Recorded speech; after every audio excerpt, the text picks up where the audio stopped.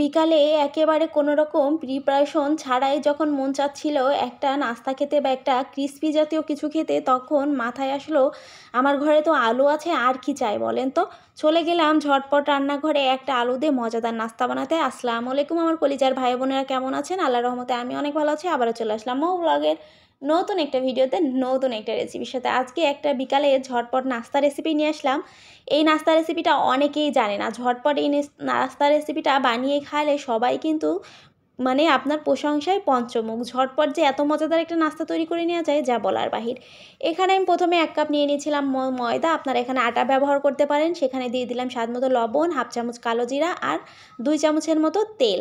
তো এবার এটাকে খুব ভালো করে ময়াম করে নেবো। একেবারে ময়দার সাথে খুব ভালো করে মেখে নেব। যখন মাখা হয়ে যাবে হাতের সাহায্যে এরকম করে দেখব যে একটা মুঠো নিলে সেই ময়দার দলাটা মুঠো হচ্ছে কিনা। এই তো ময়দার দলাটা কিন্তু একেবারে মুঠো হয়ে গেছে। এ পর্যায়ে আমি অল্প অল্প করে পানি দিয়ে একটা সফট ডো তৈরি করে নেব।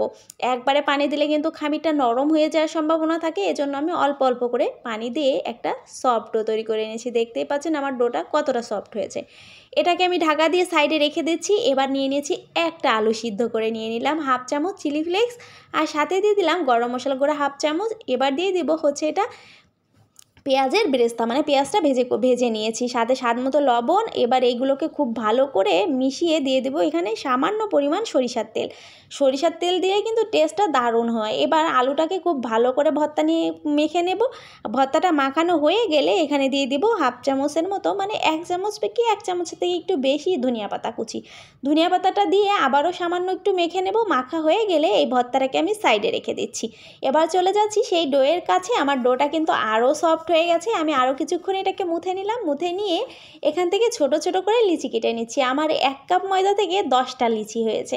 আমি এগুলো সবগুলোকে এরকম ছোট ছোট করে নিয়েছি। এবার একটা নিয়ে জাস্ট গোল করে বানিয়ে সেটাকে 4 কোণা করে কেটে নিলেই অল ডান। এটাকে কিন্তু অত ভালো করে বানানোর কোনোই প্রয়োজন নেই, যেভাবে ইচ্ছা বানিয়ে নিন। খালি 4 কোণাটা একেবারে কেটে নিলেই হয়ে যাচ্ছে, সমান করে যাতে 4 কোণা হয়।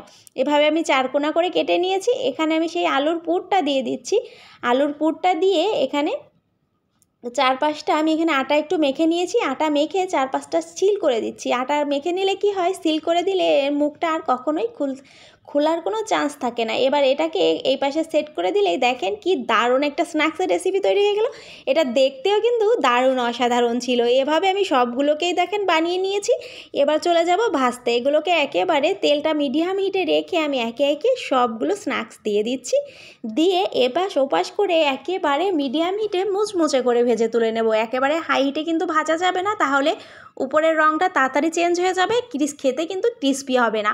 আর এটা বানিয়ে আমার মেয়েটা যে এত পছন্দ করেছে যা বলার বাহির। বলেছে আম্মু আমাকে কিন্তু আবারও এটা বানিয়ে দেবা। যাই হোক দেখেন আমি একেবারে লাল লাল করে ভেজে তুলে নিচ্ছি। এবার এটাকে তুলে নিলেই হয়ে গেল অল ডান। এটা খেতে কিন্তু দারুণ, মাশাল্লাহ অনেক মজা ছিল। ঝটপট এভাবে বানিয়ে নেবেন। আমার পেজটা যারা এখনও ফলো করে রাখেননি অবশ্যই পেজটা ফলো করে আমার পাশে থাকবেন। আর যারা ইউটিউব থেকে দেখছেন অবশ্যই সাবস্ক্রাইব করে আমার পাশে থাকবেন। আজ এ পর্যন্ত সবাই ভালো থাকবেন। আমার রেসিপি ভালো লেগে থাকলে আমার লাইক কমেন্ট শেয়ার করে পাশে থাকবেন। আল্লাহ হাফেজ, আসসালামু আলাইকুম।